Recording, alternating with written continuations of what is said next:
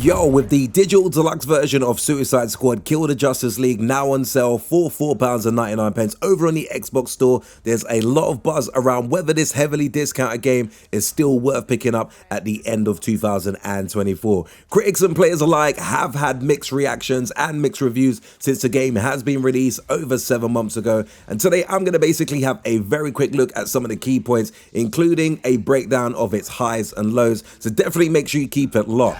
For me. Flash, how do I stop this? Some of the big gaming critics out there, such as GameSpot or IGN, have rated this game a 5 out of 10, calling it the best of the loot-focused superhero games, but noting that the bar for this game is still painfully low.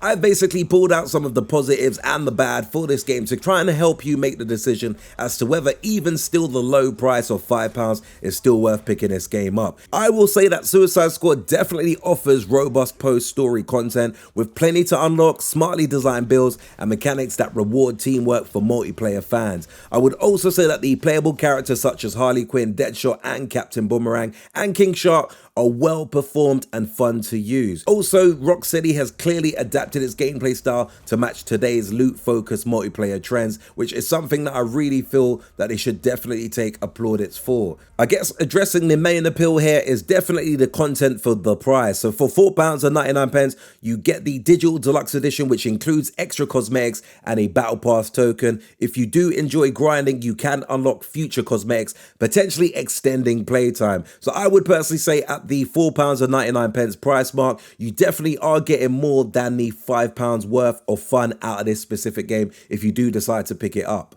In terms of some of the issues that I personally found with this game, it definitely does contain a shallow story. Now, despite its DC Comics settings, the story feels a little bit underwhelming and lacks the emotional weight of its premise. I would also say that the UI and visual noise is certainly a hindrance to the game. I feel like the game's interface is cluttered and frustrating, with chaotic visuals that can make combat very disorientated.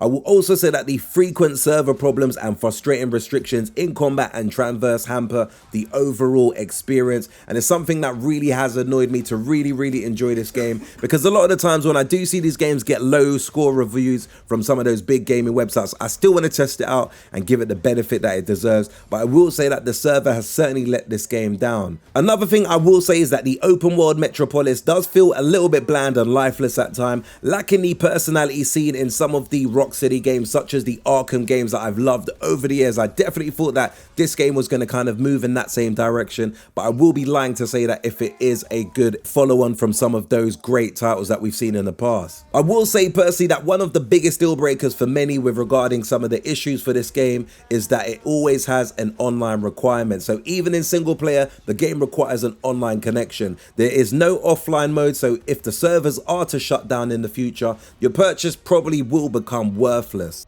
I guess with the pros and the cons in sight, is the game still worth grabbing for £4.99? I personally will say that depends on what you're looking for. If you love multiplayer focused games with a grind, it's definitely a solid deal, especially given the amount of content you are getting with this deal. However, if you are a fan of Rocksteady's Arkham series hoping for a story first experience, you might find it's lacking, plus the always online requirement is still a deal breaker for many. For me, £4.99 seems like a fair price for what essentially is a flawed but somewhat fun superhero looter shooter. But what do you think? Is it worth the gamble, or would you rather wait for it to hit Game Pass? Because I do feel like this probably will end up on Game Pass as soon as you do click that buy button. So you may want to hold off, but at the same time, £5 for a digital deluxe edition of this game, in my humble opinion, isn't really breaking the bank, but at the same time, it will cost you time to play it. So definitely got to weigh it up. Do let me know your thoughts in the comments below. If you did enjoy this very quick urban gameplay video, be sure to hit the like button. Do hit that subscribe button if you haven't done so before. And until next video, we definitely say peace out, peeps. You think you can stop us? Thought you'd never ask. Pick and choose, sit and lose, all you different crews, chicks and dudes, who you think is really kicking too? He's the fastest man alive, according to all these girlfriends.